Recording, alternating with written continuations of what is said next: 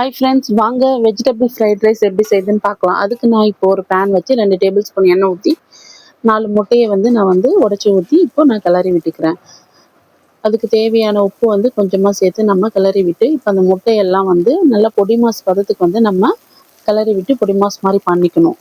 பாருங்கள், பொடி மாஸ் நமக்கு ரெடி ஆயிடுச்சு. இப்போ நான் அதை ஒரு பவுலில் ஷிஃப்ட் பண்ணிட்டு திரும்பவும் அதே பேனில் 2 டேபிள் ஸ்பூன் எண்ணெய் ஊற்றி 10 பல்லு பூண்டு நல்லா சாப் பண்ண மாதிரி நறுக்கி வச்சுருக்கேன். அதையுமே ஆட் பண்ணி நல்லா பொன்னிறமாக வதனதுக்கப்புறம் ஒரு ஆனியன் கட் பண்ணி போட்டு அதையும் நல்லா வதக்கிட்டு, இப்போ ஒரு கேரட் கொஞ்சமாக பீன்ஸ் எடுத்துருக்கேன். இது ரெண்டுமே நல்லா வதங்கினதுக்கப்புறம் கொஞ்சமாக கருவேப்பிலை சேர்த்து ஒரு 1/2 tablespoon garam masala, 1 tablespoon pepper powder இதையுமே சேர்த்து நல்லா கிளறி விட்டுட்டு, இப்போ நம்ம சாதத்துக்கு தேவையான ரைஸ் போட்டுட்டு பொடி மாஸ் பண்ணி வச்சோம் இல்லைங்களா, அந்த எக்கை அதையுமே ஆட் பண்ணி நல்லா கிளறி விட்டுட்டு, இப்போ கொத்தமல்லி தழையை கொஞ்சம் நம்ம அது மேலே நல்லா தூவி விட்டுக்கலாம். அவ்வளோதான் ஃப்ரெண்ட்ஸ், சூப்பரான வெஜிடபிள் ரைஸ் ரெடி.